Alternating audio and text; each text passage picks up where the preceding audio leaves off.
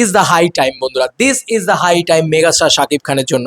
Megastar Shakib খানের এখন আবারও আমাদের ইন্দো বাংলাদেশ ছবি করা উচিত এবং ইন্দো বাংলাদেশে বড় বড় নায়িকাদের সাথে আবার কোলাবোরেশন করা উচিত। আমার মনে হয় সব থেকে বেশি হাইপদার ছবি কোনগুলো ছিল শাকিব খানের? শিকারি, শ্রাবন্তীর সাথে কোলাবোরেশন, আচ্ছা চালবাজ, আচ্ছা চলো নবাব, শুভশ্রীর সাথে কোলাবোরেশন, আবার ধরো পায়েলের সাথে কোলাবোরেশনের ছবি রয়েছে ভাইজানে লড়ে, যেখানে শ্রাবন্তীও ছিল। তো শাকিব খান একটা টাইমে না ভয়ানকভাবে আমাদের ইন্ডিয়ান ছবি মানে ইন্ডিয়ান নায়িকাদের সাথে নায়িকাদের সাথে মূলত কোলাবরেট করেছেন। এসকে মুভিজ তাকে নিয়ে প্রচুর ছবি করেছে। তো তার শের আসছে কি আসছে আমি জানি না। এখন তো শোনা যায় যে শাকিব খান 28 সাল অব্দি লক, এবং তার ভিতরে ইন্দো বাংলাদেশ ছবি কি আছে? উত্তর আমি জানি না। কিন্তু যদি সত্যিই থাকে বা যদি নাও থেকে থাকে, তাহলে আমার মনে হয় এবার যেগুলো যেগুলো আমি আগে বলেছিলাম, শাকিব খান কিন্তু নিজেকে রেকটিফাই করে সেই জিনিসগুলো করেছে, তাই হাইপ নেক্সট লেভেলে বেড়ে গেছে। তোমরা দেখতেই পাচ্ছ যে প্রিন্সে যে নেগেটিভ জিনিসপত্রগুলো ছিল সেগুলো রকস্টারে কেটে গেছে, কারণ রকস্টারে সেই ভালো জিনিসগুলো রয়েছে। ফাইনালি দ্য টাইম ইজ, যেখানে আজকে মিমি চক্রবর্তীর সাথে কোলাবরেট করেছেন শাকিব খান তুফানে, কী লেভেলের হাইপ হয়েছে দেখতে পেয়েছো তো।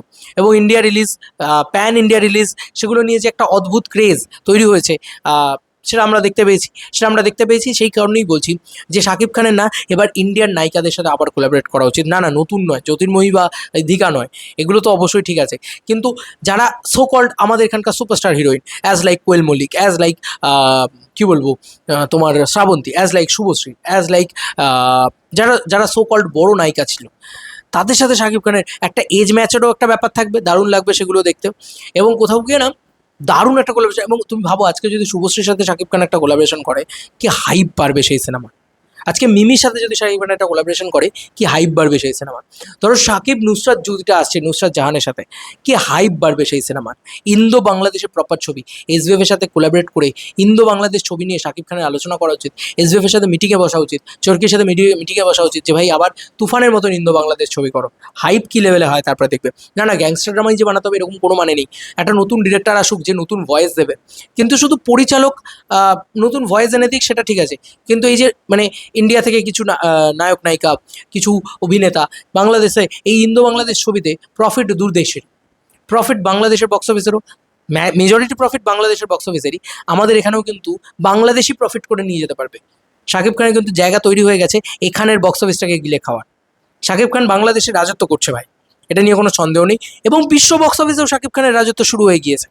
টকস্টারের মাধ্যমে তোমরা দেখতে পাবে সেটা, ইটালি, সুইডেন, ডেনমার্ক ইত্যাদি সব জায়গায় যদি ঠিকভাবে রিলিজ করে ভাই চরম লেভেলের বক্স অফিস কালেকশন হবে, এটা নিয়ে কোনো সন্দেহ নেই। কিন্তু the finally time is Bengal box office, মানে ওয়েস্ট বেঙ্গল বক্স অফিস, যেটা কিন্তু মানে আনট্যাপড রয়েছে আমার মনে হয়। এখন এই মার্কেটটাকে টাচ করা যায়নি, বা শাকিব খানের পক্ষ থেকে টাচ করা যায়নি। যদি টাচ করে ফেলতে পারে না, মানে এখানকার নায়করা সত্যি কথা বলছি হাঁপসে উঠবে। কারণ এখানকার নায়িকাদের নিয়ে এখানেই এসে রকস্টারের মতন কন্টেন্ট যদি বানিয়ে দেয়, in terms of production quality, in terms of acting, in terms of content, সব দিক দিয়ে যদি ভালো হয়ে যায়, ঠিক আছে, তাহলে কোন লেভেলে রাজত্ব করতে পারে শাকিব খান আমাদের পশ্চিমবাংলায় এসে, ভাবতে পারছো?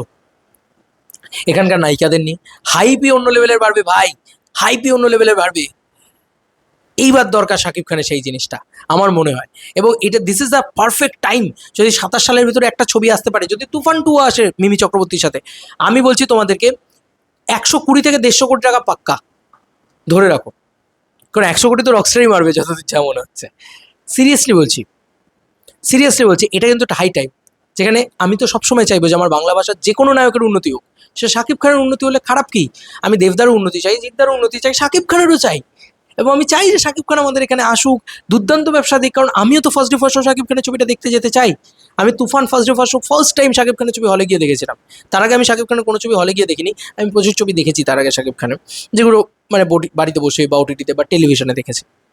তো এটাই বলবো যে এখন এখন this is the high time. কারণ আমাদের এখানকার বড় বড় নায়িকা যারা রয়েছেন তাদের কিন্তু হাইপ রয়েছে, তাদের কিন্তু ক্রেজ রয়েছে তাদেরকে নিয়ে। তোমরা দেখো না দেবদা শুভশ্রীর সাথে ছবি করছে, দেব শুভশ্রী জুটি যদিও অনেক বড় একটা ফ্যাক্টর, তাদের সম্পর্ক ইত্যাদি অনেক কিছু ব্যাপার রয়েছে। দেশু বলে তাদের কী লেভেলের হাইপ হচ্ছে তাদের ছবিটাকে নিয়ে, কন্টেন্ট লাগছে না। তো এবার তুমি ভাবো যে সাকিব শুভশ্রী, সাকিব শ্রাবন্তী, এদের কিন্তু এখনও হাইপ রয়েছে। বিশেষ করে সাকিব খান কোয়েল মল্লিক, এইটা যদি কমপ্লিটলি করতে পারে ভাই, নেক্সট লেভেলের হাইপ উঠবে। আর ভাই পাগল করা লেভেলের জিনিসপত্র হবে। এবং একটা জিনিসই এদেরকে এক করতে পারে, জানো তো, শুভশ্রীকে এক করতে পারে, শাকিব খানকে এক করতে পারে, শাকিব শুভশ্রী করতে পারে, শাকিব মিমি করতে পারে, শাকিব তোমার কি যেন বলে শ্রাবন্তী করতে পারে, শাকিব কোয়েল মল্লিক করতে পারে। কিসের একটা জিনিস করতে পারে, সেটা কোন জিনিসটা বলো তো? কন্টেন্ট, যেটা বাংলাদেশের ডিরেক্টরদের কাছে এখন রয়েছে। ব্যাপক তারা কন্টেন্ট ডেলিভার করছে। This is the high time, this is the high time. ঠিক আছে, তো এই ছিল এখনকার মতো ভিডিও। তোমাদের কার কি মতামত ইন্টার ভিডিওটাকে নিয়ে জানিও কমেন্ট সেকশন। এবং আবার বলছি, আমাদের এখানে কিন্তু কমার্শিয়াল ছবির বাজারটা পড়া বাজার, মানে মরা বাজার। এখানে ভালো ছবি এলেই লোকে দেখতে যায়। উদাহরণ খাদান। Bye bye.